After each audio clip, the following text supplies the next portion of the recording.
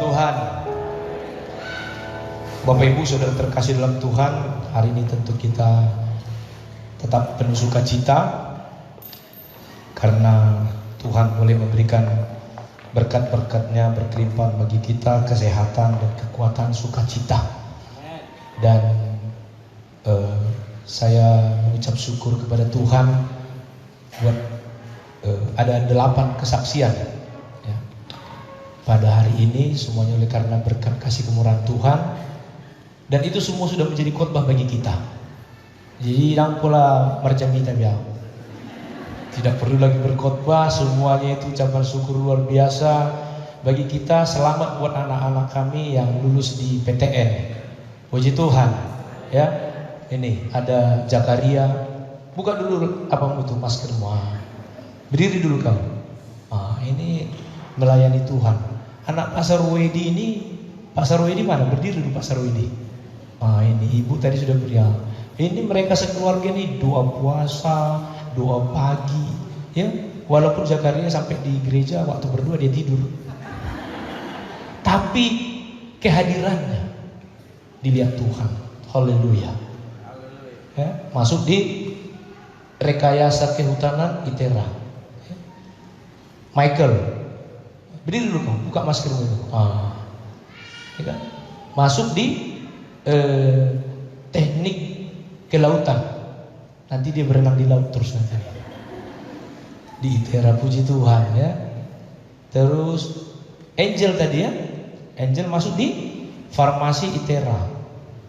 Jadi saya lihat beberapa tahun ini banyak anak-anak kita masuk di PTN ya. Puji Tuhan ya, masuk farmasi ITERA. Kemudian Elsa masuk juga ya. Elsa masuk di kedokteran Hasanuddin di Makassar. Jadi nanti ada juga anak GBI Kota Wisata jadi dokter, ada jadi perawat, ada jadi bidan, ada yang dirawat. Haleluya. Ya, ada lagi yang masuk yang lain, ada beberapa itu saya cari informasi, coba ada lagi informasi. Siapa? Ya. Jadi Marcel jangan bersedih. Nanti masuk itu, percaya saja. Ya, haleluya. Ya, dia pilih yang saya ikutin terus. Marcel juga, Acel dia pilih pertama perencanaan wilayah dan kota Institut Teknologi 10 November Surabaya ITS. Karena dia mau merencanakan ibu kota Indonesia. Dipilihlah perencanaan wilayah dan kota ITS Surabaya. Dan yang kedua desain interior. Ya, dia mau mendesain ibu kota Kabupaten Bogor.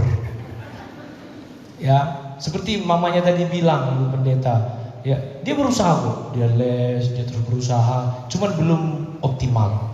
Ya Celia, mana dia? Nama aku dong? Mana Cel tadi? Di mana dia? Coba angkat tangan. Ada? Mana? Persoalan menulis jabur. Iya, jadi nanti masih ada tes mandiri. Ya, jadi kalau PTN itu ada tes SNPTN ya, itu jalur undangan. Yang kedua SBPTN itu tes. Yang ketiga masih ada lagi tes, tapi tidak nasional, tes khusus di perguruan tinggi tersebut. Jadi berdoalah. Khotbah saya minggu kemarin itu kan Amsal 16 ayat 1 kan? Amsal 16 ayat 1 itu apa? Ya, manusia menimbang-nimbang dalam hati. Artinya manusia merencanakan. Perencanaan ya, persiapan itu jalan Tuhan untuk memberkati. Baru kemudian tetap jawaban lidah dari Tuhan mana? Manusia dapat menimbang-nimbang dalam hati. Jadi manusia harus merencanakan dengan baik, persiapan. Itu jalan Tuhan. Walaupun jawaban tetap dari Tuhan, tapi Tuhan bisa melihat bagaimana usaha dari setiap kita ya. Elsa datang. Elsa nggak datang. Oh, lagi di rumah ya, online ya. Selamat ya Elsa, ibu dokter, luar biasa ya. Inilah sukacita kita ya. Apalagi ya besok kita lebih sukacita lagi ya, 17 Agustus besok. Besok hari kemerdekaan Indonesia. Biasanya kita gereja sudah ada panitia untuk 17 Agustus Ya, anak-anak udah suka cita lomba makan kerupuk, lomba lari karung, lomba bakia, ibu-ibu tari tambang. Ya, seminggu sebelum kita 17-an ibu-ibu di rumah kan sudah minum UC 1000, makan banyak karena tari tambang akan diperebutkan ya. Jadi pada saat 17 Agustus itu gereja kita ibu-ibu kita udah begini terus tarik tambang. Tapi hari ini kondisi nggak bisa kita tarik tambang, nggak bisa panjat pinang. Tapi tetap kita doakan bangsa dan negara kita ini. Haleluya. Ya, sedikit saja firman Tuhan kita buka di dalam Galatia 5 ayat 1. Ya. Galatia 5 ayat 1 firman Tuhan katakan seperti ini. Supaya kita sungguh-sungguh merdeka. Kristus telah memerdekakan kita. Puji Tuhan. Karena itu berdirilah teguh dan jangan mau lagi dikenakan kuk perhambaan. Saudaraku terkasih dalam Tuhan, ya, sesungguhnya Tuhan Allah menciptakan manusia itu di dalam kemerdekaan yang luar biasa. Di dalam satu kebebasan. Diciptakan kita, ya, dan ditempatkan di Taman Eden. Dengan tujuan apa? Kita bebas merdeka untuk memuliakan Tuhan. Itu tujuan kemerdekaan yang Tuhan berikan. Tapi oleh karena tipu daya muslihat si iblis, maka kebebasan itu bukan menjadi bagian kita. Sejak saat itulah maka putus hubungan kita dengan Tuhan Allah, maka kita diperhamba oleh dosa.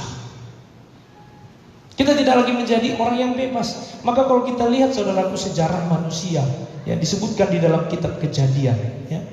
Kitab Kejadian pasal yang ke-2.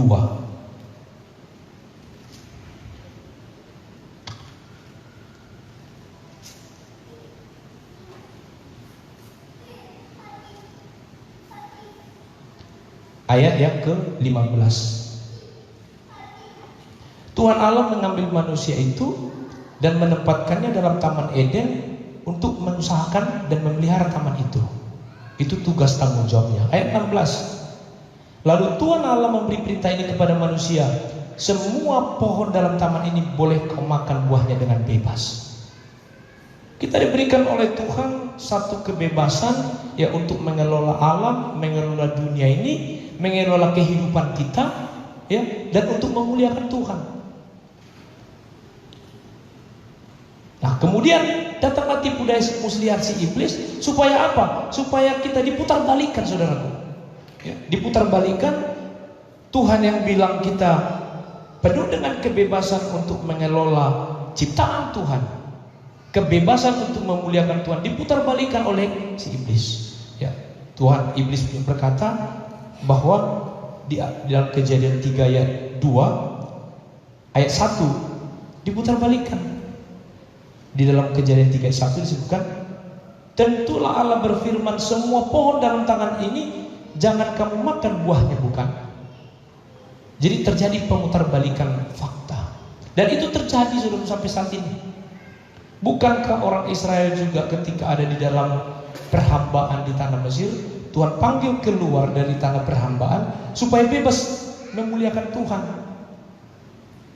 Tapi sesudah sampai saudaraku keluar dari tanah Mesir, maka terjadi pemutarbalikan fakta oleh karena situasi kondisi yang sulit. Oleh karena persoalan masalah yang ada di dalam kehidupan orang Israel itu, maka mereka tidak lagi memuliakan Tuhan. Terjadi kebalikannya.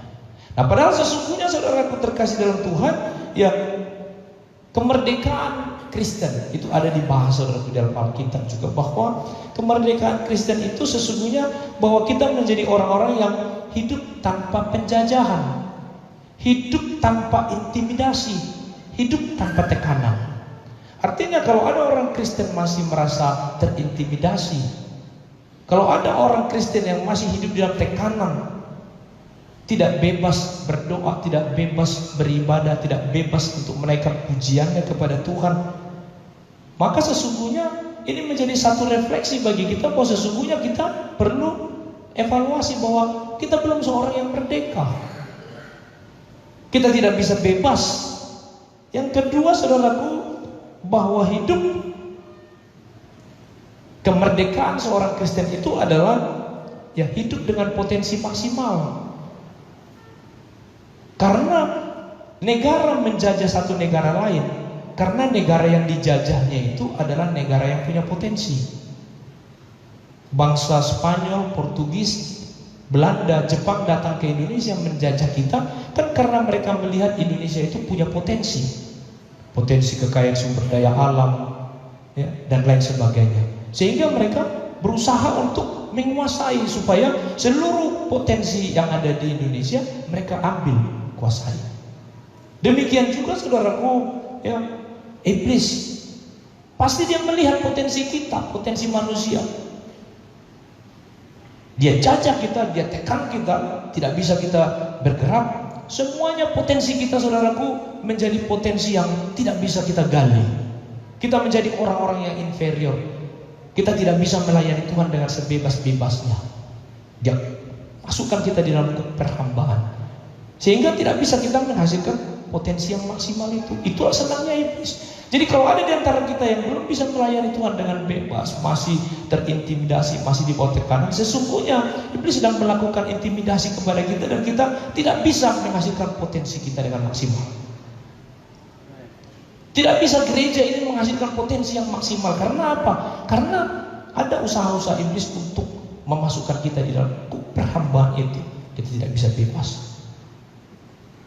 Dan makna kemerdekaan Kristen yang ketiga itu adalah, ya, hidup yang mampu mengalahkan setiap musuh untuk meniadakan rasa takut.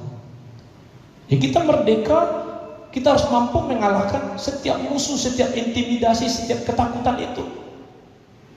Karena sesungguhnya roh yang ada dalam kita lebih besar daripada roh dunia. Sehingga kita bisa dengan keyakinan bahwa bersama Yesus aku bisa. Seperti tadi kesaksian dari Ibu Naomi, segala perkara dapat kutanggung di dalam Kristus yang memberikan kekuatan kepada kita. Puji Tuhan. Segala perkara, everything, bukan hanya satu, dua atau beberapa persoalan. Segala perkara, apapun itu, sebesar apapun, seperti kesaksian tadi, bahkan di ujung tombak pun kita, Tuhan bisa selamatkan kita. Dan itu yang dialami oleh Daud. Seperti mau mati rasanya, seperti tidak ada lagi harapan. Nah inilah saudara, apakah kita masih di dalam keadaan dan kondisi seperti ini?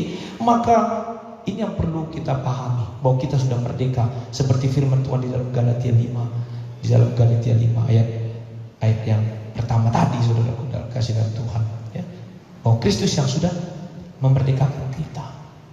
Yang tadi hubungan kita sudah terputus, maka Yesus datang ke dalam dunia untuk memperdamaikan, untuk mempersatukan. Dia menjadi pengantara antara kita manusia dengan Tuhan Allah, sehingga kita bebas. Kita tidak lagi di dalam perhambaan. Kemudian saudaraku, kemerdekaan Kristen itu sesungguhnya kalau kita baca nanti di dalam Galatia 5 ayat 1 ini adalah kemerdekaan yang terkendali, ya. Kemerdekaan gereja adalah kemerdekaan yang terkendali, bukan kemerdekaan yang sebebas-bebasnya. Kemerdekaan Kristen bukanlah kemerdekaan untuk menuruti keinginan daging, untuk mengikuti hawa nafsu kita. Sampai-sampai Paulus bilang, aku manusia celaka. Tapi sesungguhnya kemerdekaan kita untuk kita bisa berjuang mengalahkan keinginan daging. Di dalam Galatia 5, kalau kita baca nanti di dalam ayat 24, ya. Oleh karena Kristus yang sudah menjadi pengantara, yang sudah menjadi yang membenarkan kita, yang sudah mengalahkan kutuk dosa bagi saya dan saudara, maka dikatakan di ayat 24, barang siapa menjadi milik Kristus, ia telah menyalibkan daging dengan segala hawa nafsu dan keinginannya. Puji Tuhan. Jikalau kita hidup oleh roh, baiklah kita hidup juga dipimpin oleh roh. Dan janganlah kita gila hormat, janganlah kita saling menantang dan saling mendengki. Inilah ciri-ciri orang yang merdeka. Nah kalau kita masih, saudaraku, mengikuti nafsu kedagingan kita, dan kita masih juga gila hormat, masih juga kita saling menantang, saling mendengki, kita bukanlah orang yang merdeka. Kalau kita orang yang belum bisa mengampuni, kalau kita masih orang yang belum bisa memaafkan, kita belum merdeka. Itu hanya slogan saja, Seperti anak sekolah minggu tadi pagi. Hore, aku merdeka. Hanya hore saja. Anak-anak sekolah minggu saja sudah mampu untuk berkata, ya, hore aku merdeka. Apalagi kita orang-orang yang dewasa. Yang kedua, kemerdekaan Kristen itu, saudaraku, bukan untuk merugikan sesama. Yang pertama tadi, kemerdekaan Kristen itu, saudaraku, bukan untuk menuruti nafsu kedagingan kita. Dan yang kedua, ya, kemerdekaan Kristen itu bukan untuk merugikan sesama. Tetapi apa? Untuk melayani sesama, untuk melayani orang lain. Kalau jemaat GPI Kota Wisata Malin masih kita belum bisa melayani orang lain, memberi kontribusi kepada orang lain. Kalau kita masih merugikan orang lain, maka kita bukanlah orang yang merdeka. Kita harus bisa, karena Galatia 5, saudara, nanti silakan baca di rumah. Kalau kita baca Galatia 5 ayat 13, mulai 13 dikatakan, saudara-saudara, memang kamu telah dipanggil untuk merdeka. Amin. Tapi janganlah kamu mempergunakan kemerdekaan itu sebagai kesempatan untuk kehidupan dalam dosa. Itu tadi yang terjadi, pemutarbalikan. Tuhan menciptakan manusia untuk bebas memuliakan Tuhan, untuk beribadah kepada Tuhan, tapi diputarbalikkan.